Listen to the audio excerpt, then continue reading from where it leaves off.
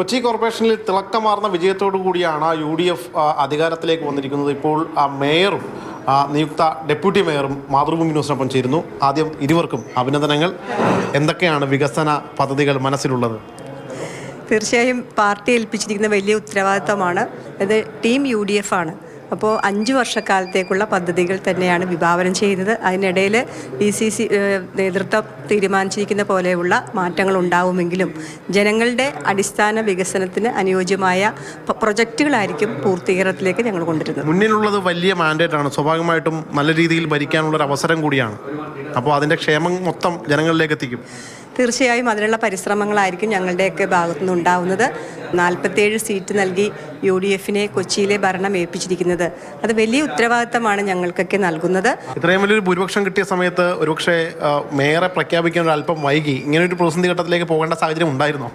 ശരിയായ സമയത്ത് ശരിയായ തീരുമാനങ്ങൾ എടുക്കാൻ എറണാകുളത്തെ ലീഡർഷിപ്പ് ഒറ്റക്കെട്ടായി നിന്നെടുത്ത തീരുമാനമാണ്. അതോടൊപ്പം എല്ലാവരും നിൽക്കുമെന്നാണ് പ്രതീക്ഷ. കഴിഞ്ഞ 3 തവണയായിട്ട് കൊച്ചി കോർപ്പറേഷനിൽ കൗൺസിലറായിട്ടുണ്ട്. ഒരുപക്ഷെ അത് മുന്നോട്ടുള്ള പ്രയാണത്തിന് കൂടുതൽ കരുത്തേക്കും.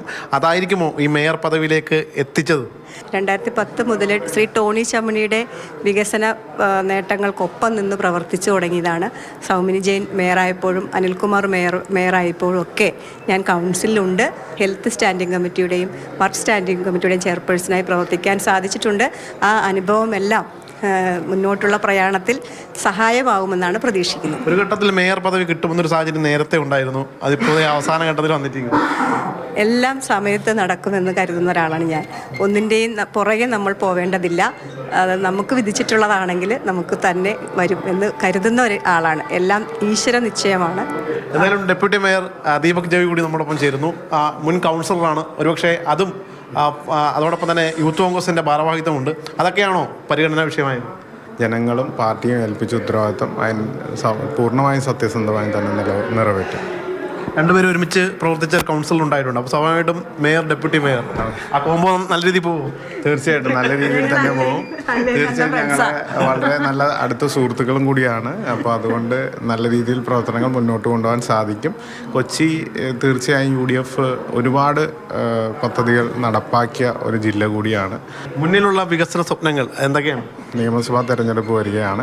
അതിന് മുമ്പായി ഒരു കർമ്മ പദ്ധതി ഉണ്ടാക്കിക്കൊണ്ട് തീർച്ചയായും നല്ല രീതിയിലുള്ള ഭരണം ഉണ്ടാവും.